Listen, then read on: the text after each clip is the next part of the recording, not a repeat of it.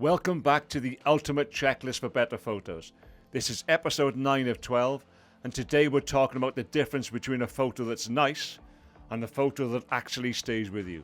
Because here's the thing, you can have perfect exposure, you can have sharp focus, you can have beautiful light, and still make a photo that people forget in 10 seconds. Why? Because technical quality is not the same thing as meaning, and that's where story comes in. The question is, what story are you telling? Are you capturing joy, loneliness, energy, calm, tension, humor? Because a good story makes a viewer actually feel something. And when you start thinking like a storyteller, every other decision, light, angle, composition, and timing start to make sense. So by the end of this episode, you know how to spot a story in ordinary scenes, ask the right questions before you shoot, use light and composition to support the story, and make photos that people connect with and not just scroll on by. And if you can stick around until the end, I'll give you a really practical story exercise you can try today. So let's do it.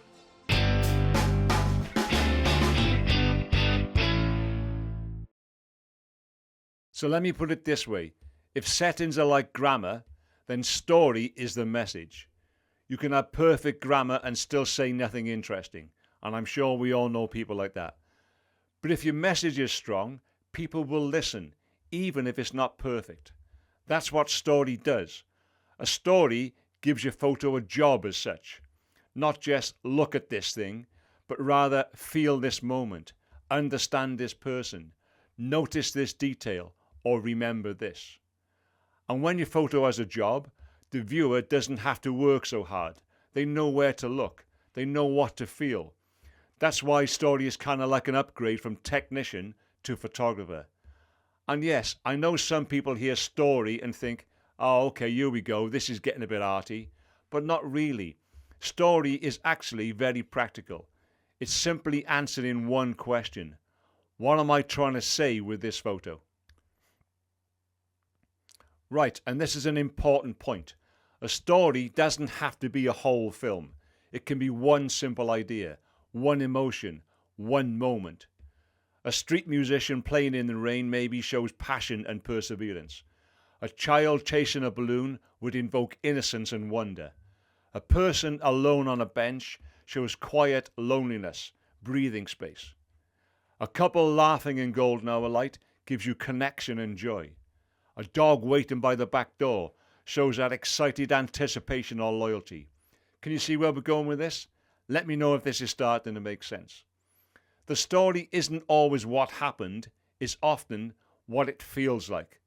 And by the way, you don't need exotic locations, you don't need models, you don't need expensive gear. You only need intent and a bit of thought. Before you shoot, ask yourself these two simple questions. Why am I taking this photo? What am I trying to say? And I want you to notice something. Those questions automatically slow you down, which is a good thing and absolutely the point. They pull you out of snap mode and into making mode. And by the way, I am not dismissing snapshots. I take those too, and they're great for capturing a memory or a moment. But we're talking about more deliberate, considered photography here. And if you can answer those questions in one sentence, you're already halfway to a strong photo. And if you can't, maybe it's a warning sign. Perhaps it means the photo might need simplifying, or you need to wait for a better moment, or you need to change angle, or you might need to find a clearer subject. This is why story is like a compass. It stops you taking photos that are technically fine, but directionless, if that makes sense. So let's be totally clear here. Snapshots definitely have their place. Absolutely they do. A family moment, a quick memory, a grab it before it's gone photo. And of course, that's not wrong, far from it.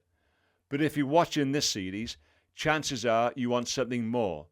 You want photos that feel like you, photos with impact, photos that actually hold attention. And that's the idea of where storytelling comes in. So here's the shift. Snapshot thinking is I'll capture what's here. Story thinking is let me show you what this means. And that shift changes everything. So this is useful to know. Once you know the story, the technical decisions become far easier because now you're not choosing settings randomly. You're choosing them for a reason. If the story is warmth and joy, you might look for soft light, golden hour, or window light. If the story is loneliness or tension, you might use harder light, strong shadows, or silhouettes. If the story is isolation, you may use negative space, make the subject small in the frame, and the empty space say something. If the story is energy, you may get closer, use diagonals, crop tighter, and fill the frame. If you want power, a low angle can give you that. If you want vulnerability, a high angle will work. Can you see what's happening? A story turns so-called rules into tools. And now you're not thinking, what's the right way? You're thinking, what's the right way for this story? Which is actually what really matters. That's the difference between a technician and an artist. Maybe you could think of it like this. Technical skill is like learning the controls and the scales of a piano. Story is the music you actually choose to play. You can press all the right keys, but if you're not playing a tune, it's just noise. A story is that tune. So if story still feels like a bit of an abstract concept, like it did to me for a long time, use a simple way to make it more tangible and practical. Most photo stories fall into three categories, or scenarios if you like. First, person plus emotion. That could be a face, a gesture, or a moment. So look out for laughter, concentration, fatigue, or pride, for example. Secondly, action and consequence, like when something is happening or about to happen. Maybe look out for things like a hand reaching out, a foot about to step, a bus about to arrive, or a dog about to jump. And thirdly, place and atmosphere. Here's where the environment tells the story. You could look for rain, fog, neon lights, empty streets, window light, or maybe shadows. If you train your eye to spot these three, you'll never run out of interesting things to photograph. And how good will that feel? Right, and I think this is important because who wants to be cheesy? Story does not mean posed, staged, or oversold. Story is often shown in the small details, like a wrinkled hand, a torn poster, a half-eaten bag of chips, a wet coat, or a certain look between two people. Details are like clues. They help the viewer build the story themselves rather than you spelling it all out for them. And when the viewer gets to figure it out, they naturally connect deeper. Because now they're not just looking, they're interpreting. They're bringing their own experiences, their own memories and emotions into the image. In other words, the viewer finishes the story in their own mind. And that's a powerful thought, I'm sure you'll agree. And as the great street photographer Gary Winogrand once said, I photograph to see what the world looks like in photographs. In other words, he wasn't telling people what to think, he was inviting them to discover it. And that's why photos with space for interpretation tend to stay with us longer, because we're taking part in completing the story. Let me know in the comments if all this is making sense. So here's a great little test for you. Show your photo to someone and ask them, what do you think this photo is about? And not, do you like it? Because do you like it gets you, yeah, that's nice. At least it does for my wife. But what is it about tells you if your story landed, if you got it across successfully. If they say something close to your intention, excellent, job done. If they're a bit confused, that's useful information you can take on board, because confusion is a signal. It tells you the story wasn't clear enough yet, or that something in the frame was competing for attention, or maybe that intent didn't quite come across as you'd hoped. And this links perfectly to the end of today's episode, because this is why feedback is so very powerful. Right, as promised, this is a good challenge to try.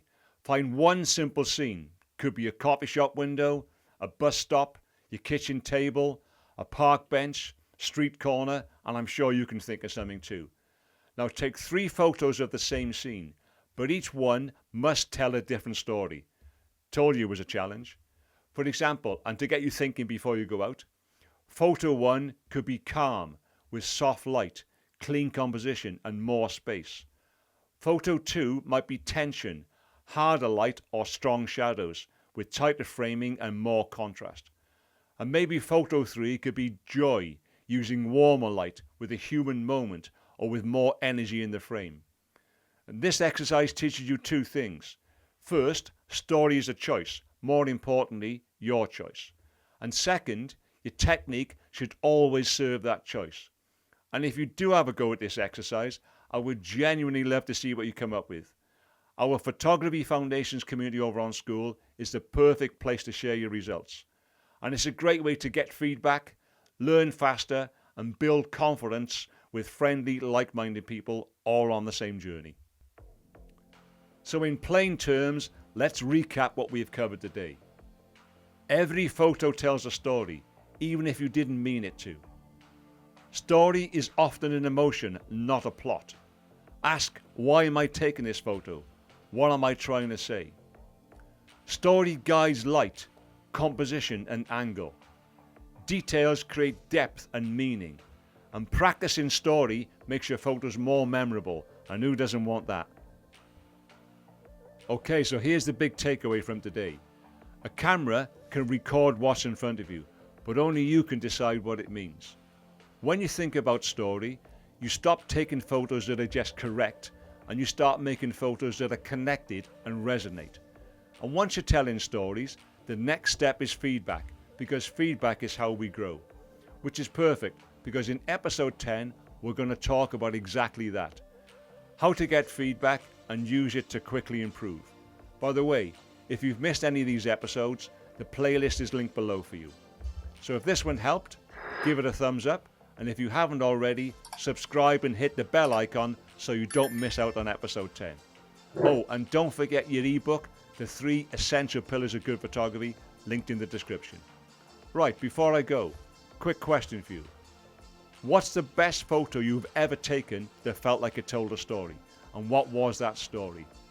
Drop a comment below. I read and reply to everyone. Thanks so much for watching. Take care, and I'll see you soon.